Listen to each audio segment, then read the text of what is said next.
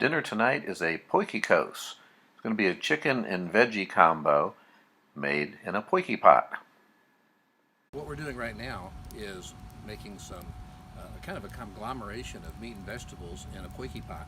That's what this round pot is with the high legs. And according to my online mentor, Ben Kruger, everything in a Potjie pot starts out with oil, which I have right here, and onions, which I'm going to put in just a second. So I've already got it sitting on some coals.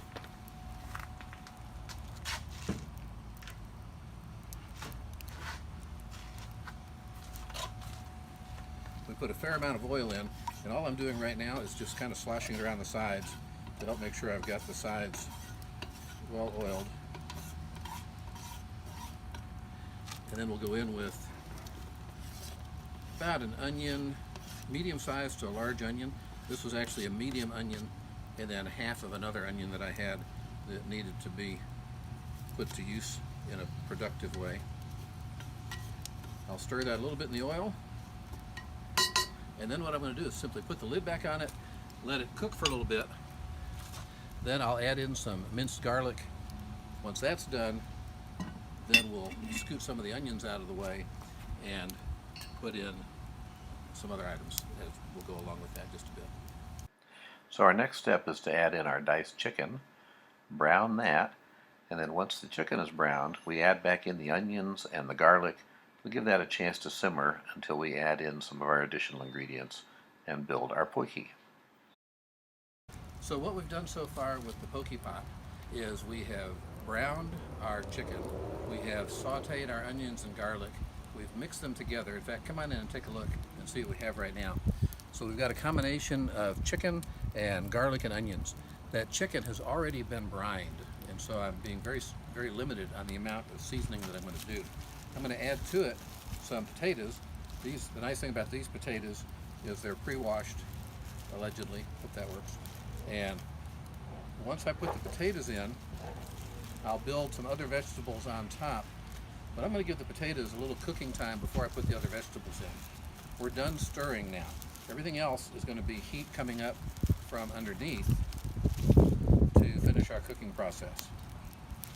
We're going to end up going in here with some mixed vegetables, maybe some mushrooms, and I don't know, we'll see what else is in the refrigerator. For right now, that's enough to get us going though. Our next addition to the mix is some cauliflower, broccoli, and carrots, and we'll build a few more things on top of that before we're done.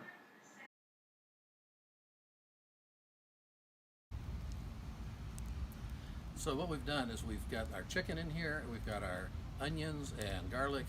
We haven't added any other moisture at all, and there's a lot of moisture in there from that, other than the olive oil that we put in.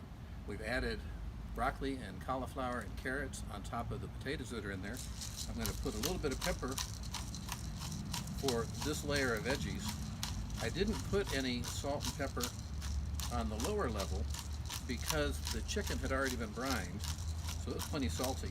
I am going to put a little salt on this, and then I'm going to add a little wine. You can zoom in and take a look while I'm getting the salt.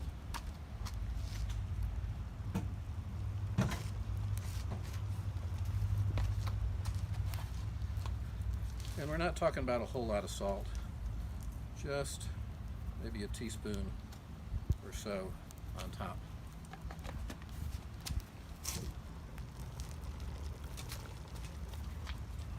And even though we don't need the liquid, I'd already opened up the bottle, and after all, it is a rare white blend, so you don't want to miss out on that.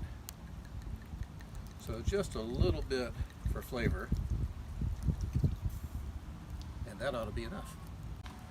Sometimes we get into multitasking, and today was no exception.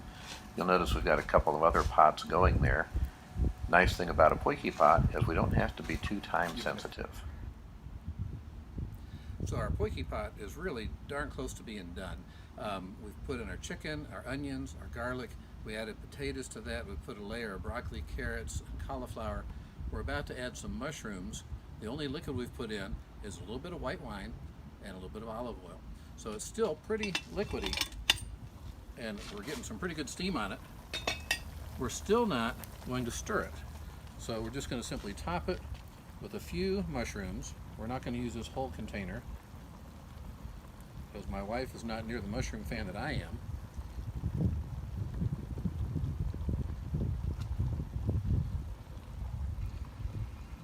Also, we're looking at some pretty heavy-duty clouds coming in, and so that's why, if you've noticed the other background, the kitchen is a little bit different. We've already started clearing out some of the things that we don't want to have to deal with if a downpour comes. So that ought to be enough mushrooms. Maybe another one right there. Maybe another there.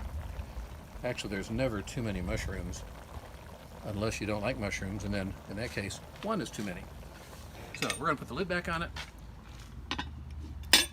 and we're going to finish gathering up our stuff, because I don't know if you can see it or not, but we've got something pretty good building up there, and we don't want to be in the middle of it. So hope you're enjoying this so far, but we're about to stop and move to safer weather. One of the nice things about driveway cooking is if the weather goes bad, you can always move to the garage, which is what we've done. We're about an hour and 15 minutes into our cook time, which means we're nearly done, and it couldn't have been too soon because here comes the rain. Everything cooked up great. Take a little look at it before we stir all the ingredients together right before serving, and we were ready for some supper. Turned out delicious. We enjoyed it. Hope you did too.